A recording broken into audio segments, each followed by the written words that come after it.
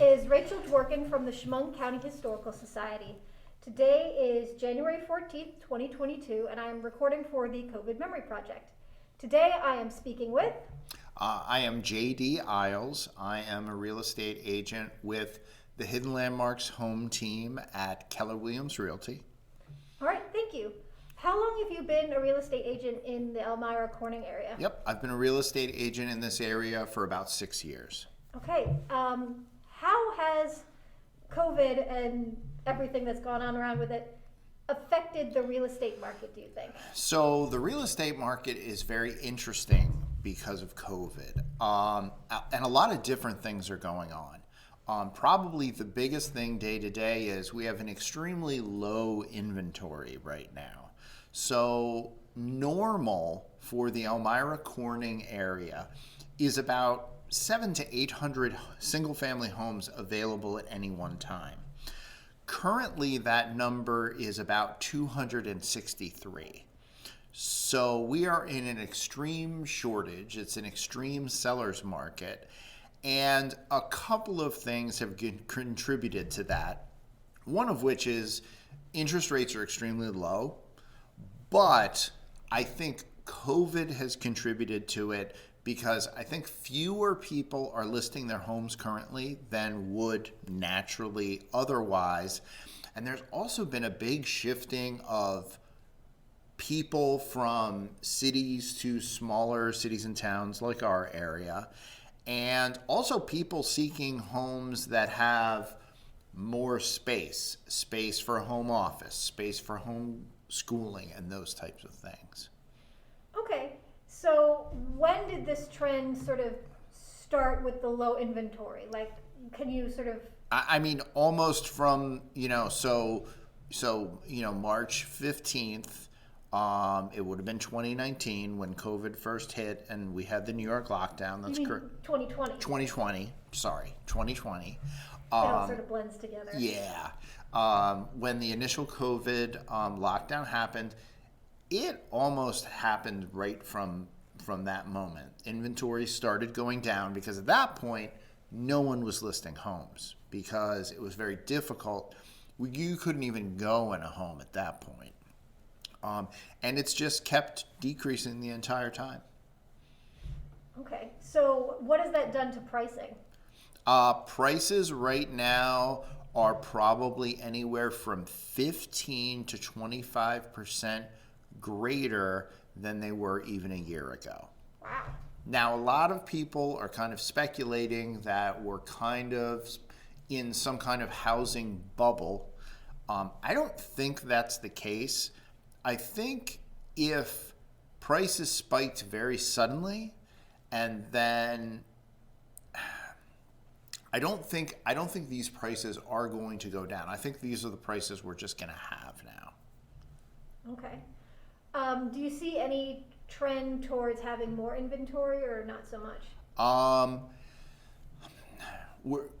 Yes, more inventory would be great. Last year, so that would have starting right around April 1st of 2021, we started seeing a recovery. We went from 250 homes maybe up to 300, but then it started going down again once buyers started getting really active. I expect that the same trend will happen again this year as we go into spring. The inventory will start to recover. But again, when we're talking about normal is 7. Pre-COVID, we were in a seller's market, and that was 600 homes.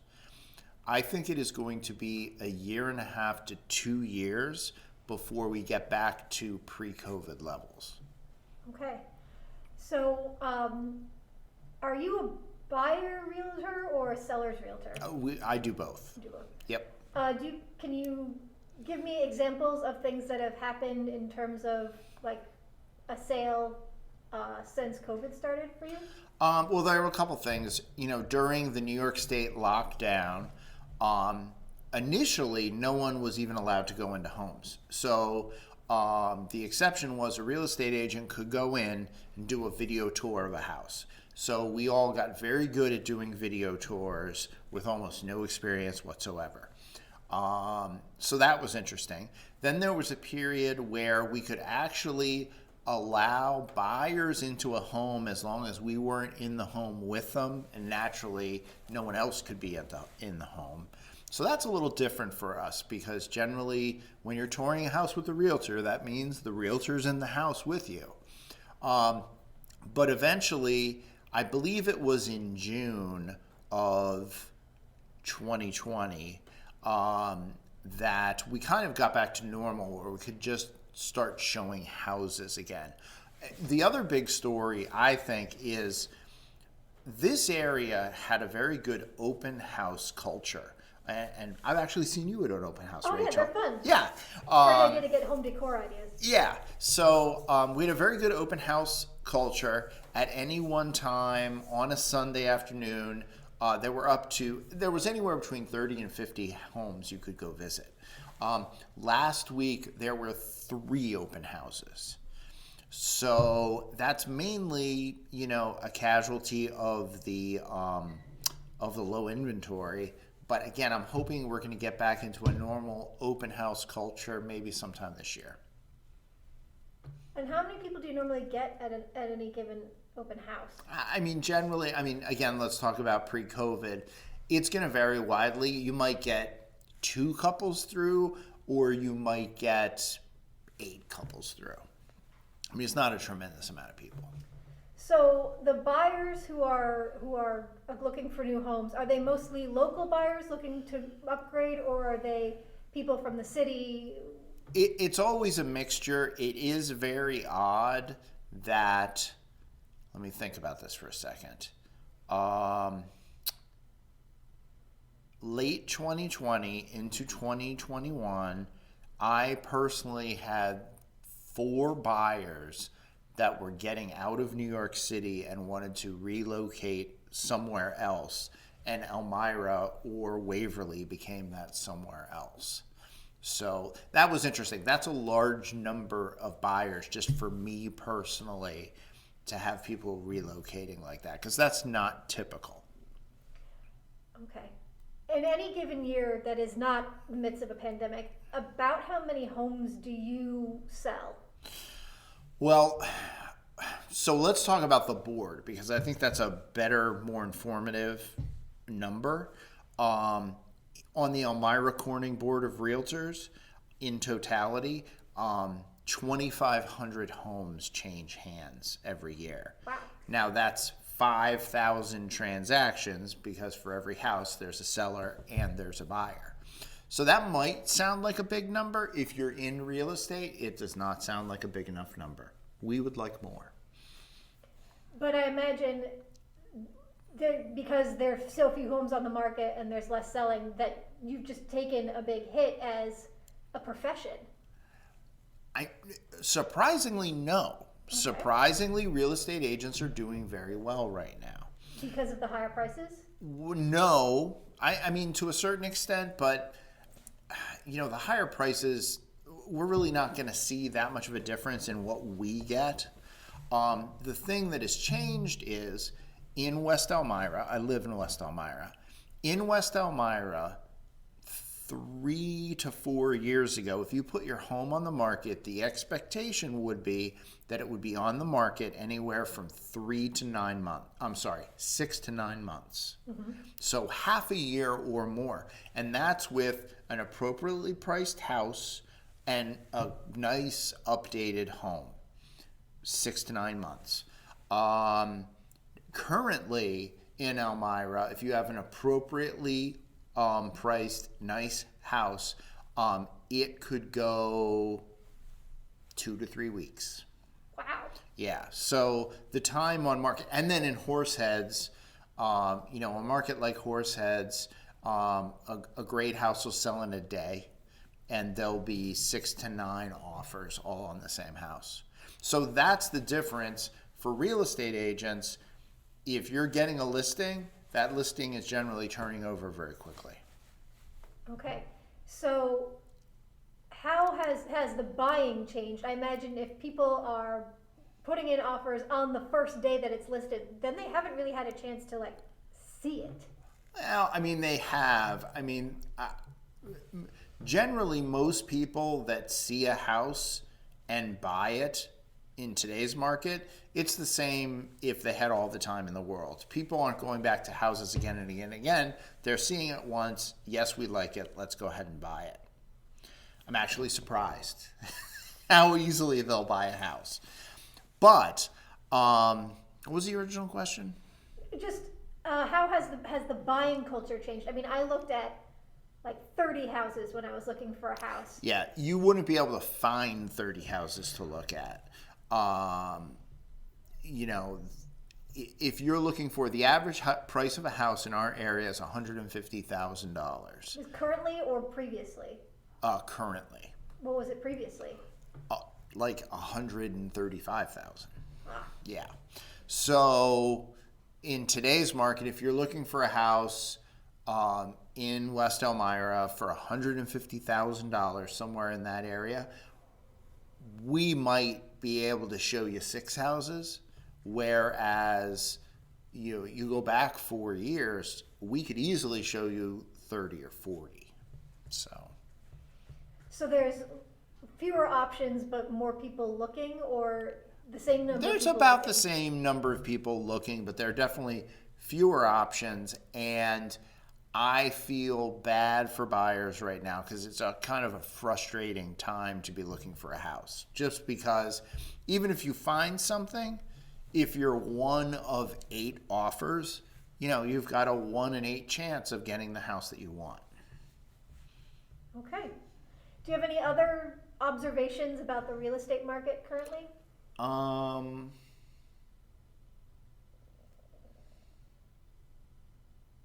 mean, not really. Okay.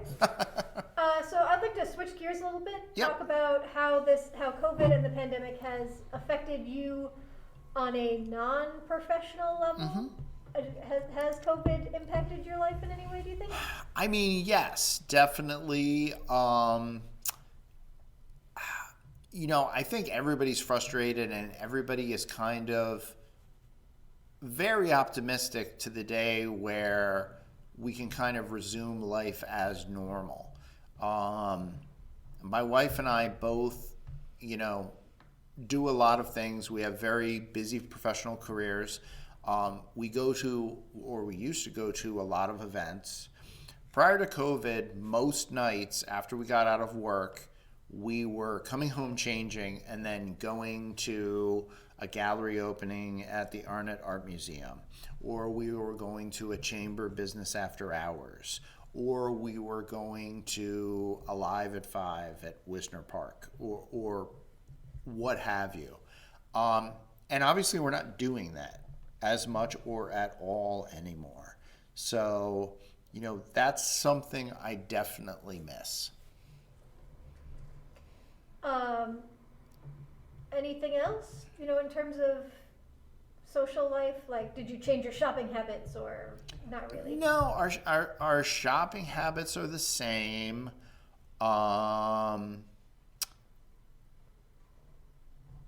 No, I mean, that really didn't change much at all. So it's mostly just the sharp curtailing of your social life?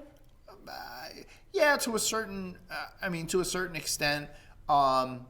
Work is a little more challenging because you're dealing with multiple levels of, you were going to have a meeting with someone, but now they've been diagnosed with COVID, so that meeting is not happening today.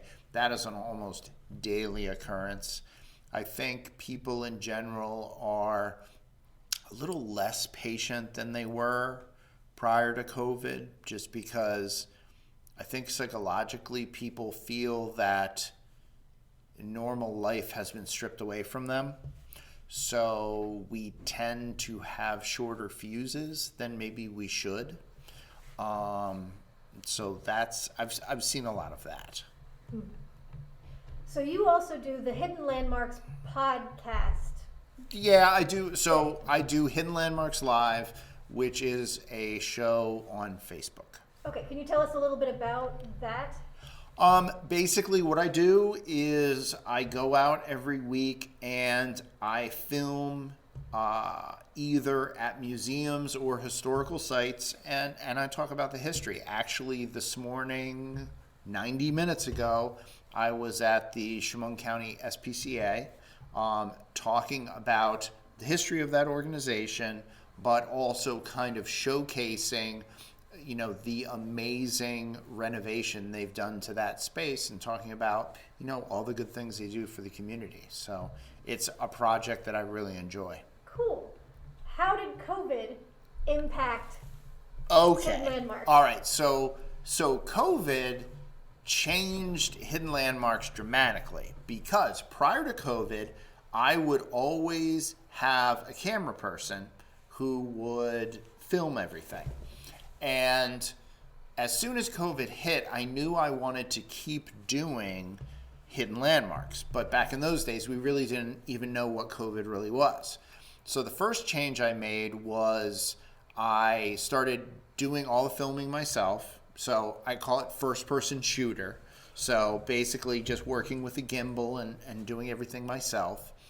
And secondly, I needed to do something that I thought people would be interested in seeing. So I said, well, people won't be able to go to museums right now because all the museums are shut down. So I will tour the museums for them. And luckily, I found a lot of museums very cooperative and willing to give me the keys and go and do a tour of the museum for people. And it is a format that people responded to incredibly positively. So now this has kind of become the permanent format of the show, and I couldn't imagine doing the show any other way. So you're still doing the first-person shooter. Are Yep. you still doing museum tours, or are you mostly back to doing, like... I'm generally still doing museum tours or tours of sites, but I'm not doing interviews the way I might have before. I'm kind of trying to give people a sense of the space. Okay. Yeah. In terms of doing the research for the histories of different institutions, like, has your process changed? No, it hasn't. I mean, generally, believe it or not, the vast majority of my research is, obviously done with the internet, but the big secondary is newspapers.com.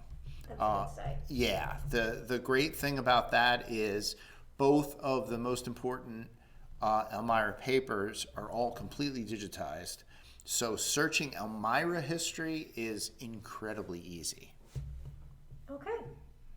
Anything else to add about Hidden Landmarks and how the pandemic has impacted it?